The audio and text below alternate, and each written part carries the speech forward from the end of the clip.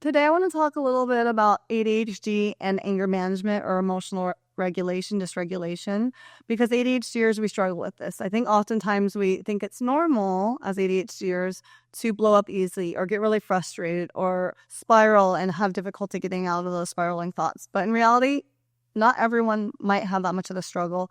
It's a big common thing with ADHDers. So, today, I want to talk about what that looks like, why we have difficulty with anger management or big emotions, and how we can work on improving that. So, why is anger management harder for ADHDers to control? Well, a few things. ADHDers in general have more difficulty with emotional dysregulation, regulating our emotions, having an appropriate response to an action or event that happens.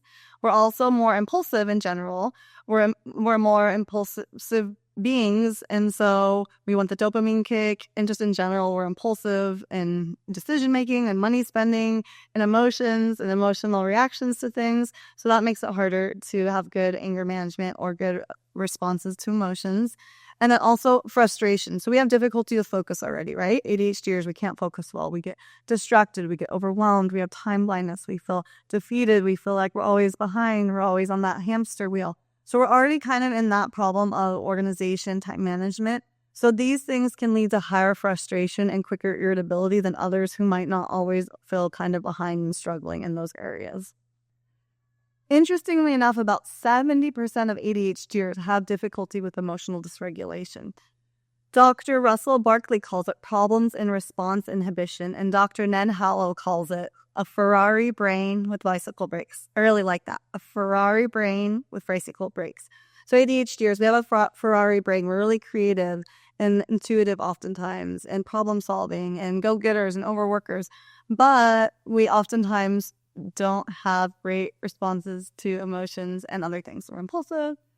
So Ferrari brain, bicycle brakes. So how can we ultimately build up those bicycle brakes so that they're appropriate to the type of brain we have and that they function in our benefit? So at the end of the day, how do we create more space and time between the event and what happens and then our response to it, right? So ADHDers, we're impulsive, we're fast to act, we're fast to respond. So something happens and we respond. And oftentimes, not always, but since we often have difficulty with emotional dysregulation, we respond too big, too extreme, something we might regret, something we might hurt our friendships with, or, hurt someone, or ruin a work relationship, or have a bad conversation with our boss. So we need to learn to create more space between the action and the response. So ultimately building up those bicycle brakes so that they're more appropriate for a Ferrari car or more like Ferrari brakes.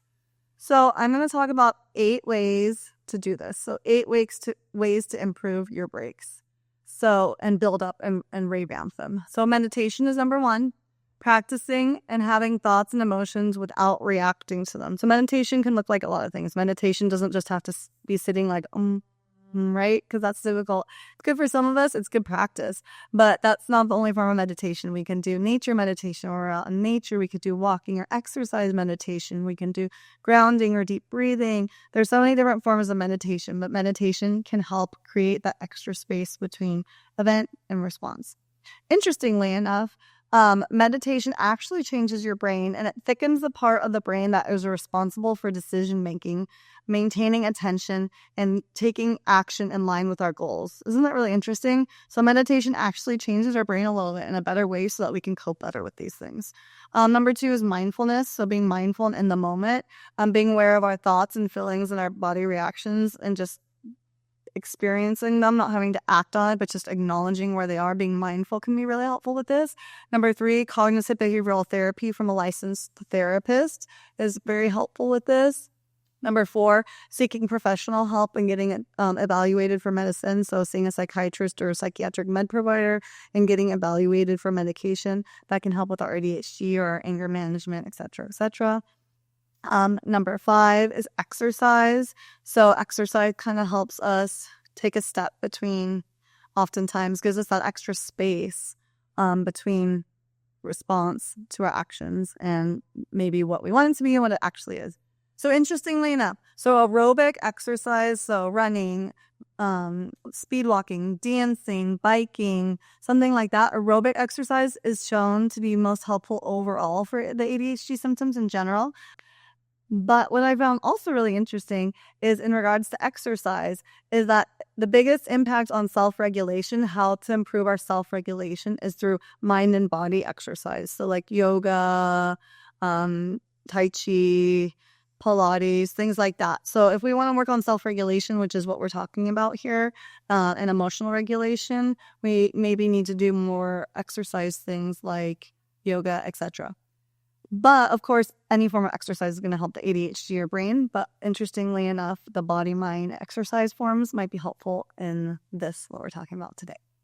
Number 6 is identifying triggers and trying to find strategies to cope or avoid the triggers before they happen. So it's called anticipatory coping. So if you anticipate going into a work environment, personal relationship, conversation, anything that's going to might lead to big emotions or negative emotions, what can we do ahead of time to anticipate that, to try to plan it ahead of time, like a prevention plan? So I know oftentimes when I go in and talk with my boss, I get frustrated and overwhelmed and irritable. So to try to negate that, what can I do ahead of time? How can I be mindful? How can I be intentional? Can I get enough sleep and eat appropriately that day? How am I been exercising? What am I going to think about? How am I going to be grounded? What am I going to do to create that extra space between the action and the reaction so that I have a better experience and I don't ruin anything big?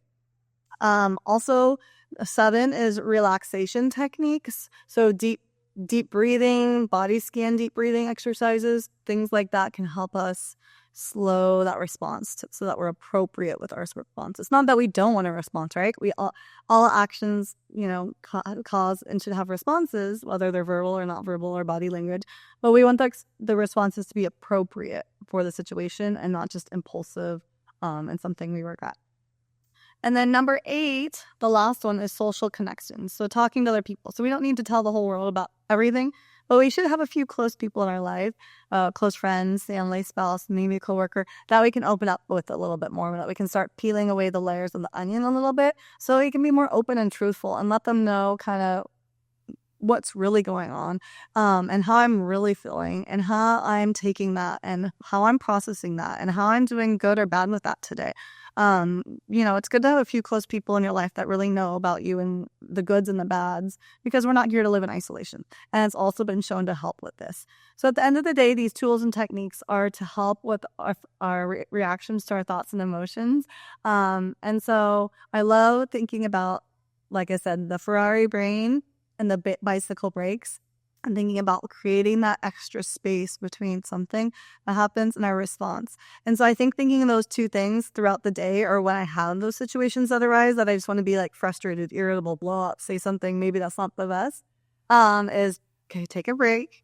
How do I expand the time between the two things? How do I build up those breaks? I naturally might have not good breaks for this, but how can I build and solidify and make those breaks really good? So yeah, I hope you find this helpful. What's one thing that you're going to work on from these 8 techniques I discussed? Please write it below. Have a great day.